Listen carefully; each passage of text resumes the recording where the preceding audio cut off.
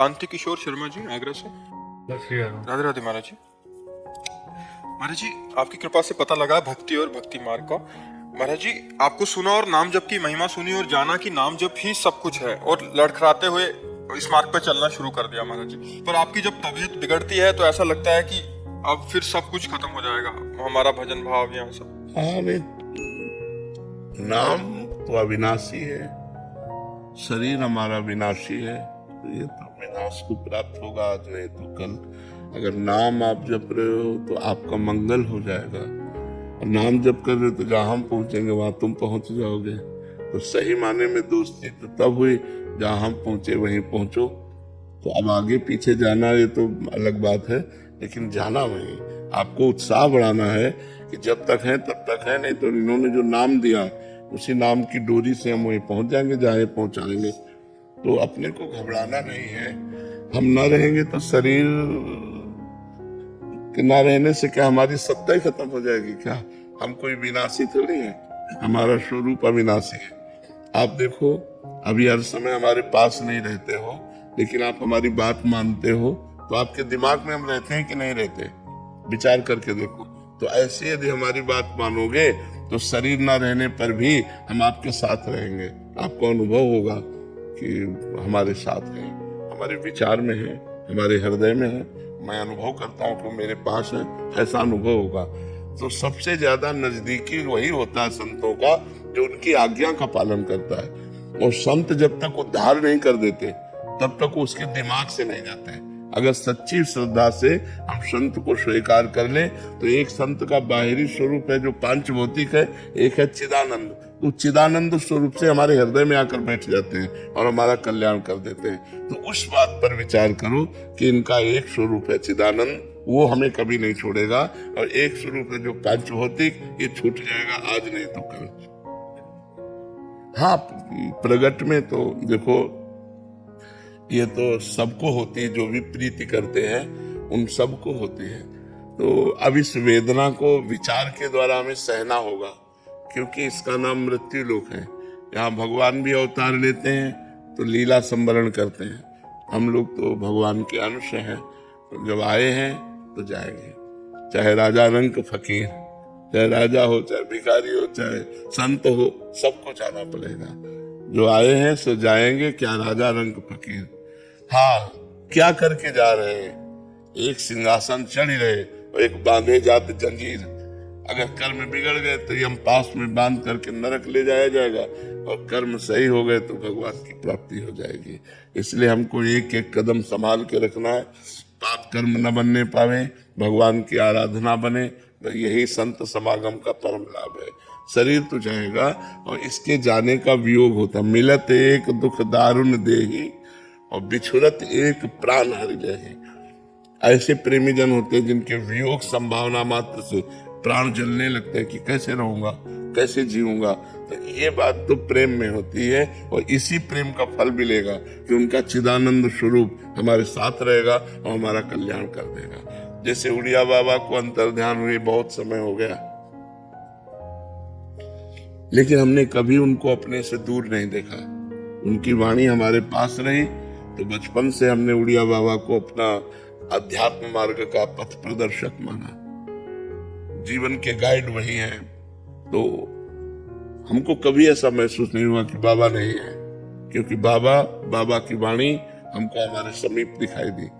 तो जब हम चलेंगे उस मार्ग में तो जिसके बताए मार्ग पर चल रहे हैं वो हमारे दिमाग में बैठा रहेगा, वो हमसे दूर नहीं होगा। और सच्ची नजदीकी यही है। शरीर की नजदीकी तो ज्यादा दिन टिकेगी नहीं, ये तो किसी भी कारण से कभी भी नष्ट हो सकता है। इसलिए इसकी चिंता तो ज्यादा करे ना। पर होता है, ये हम समझा रहे हैं आपको, पर होता है।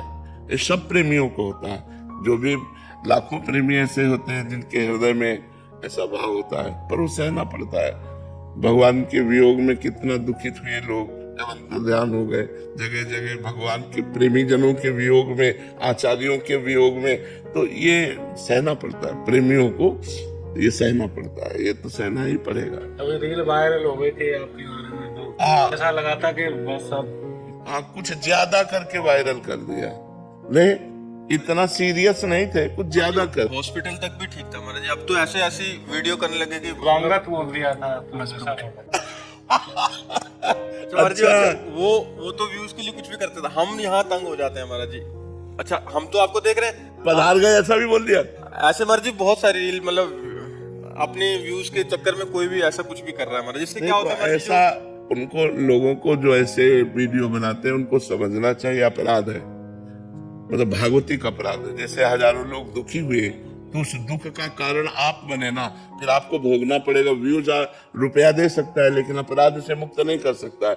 ये भाव का खेल है, इसमें गेम नहीं खेलना चाहिए। महाराज जी बहुत ज्यादा ऐसे हॉस्पिटल तक तो ठीक फिर भी, बट वो अच्छा पूरी ऐसी झांकी बनाई है, फोटो एक लगा रहे हैं फिर आपकी लगा रहे हैं, ऐसा करके पूरी एडिटिंग इतनी तगड़ी वाली किया हुआ है कि कोई भी सत्य मान लेगा महाराज। उससे क्या होता है महाराज जी, बहुत सारे उससे जो भक्तों के हृदय में दुख पहुंचता है, उसके परिणाम में ऐसा जो करता है उसको अच्छा नहीं रहता, उसके लिए वो दुखदायक हो जाएगा।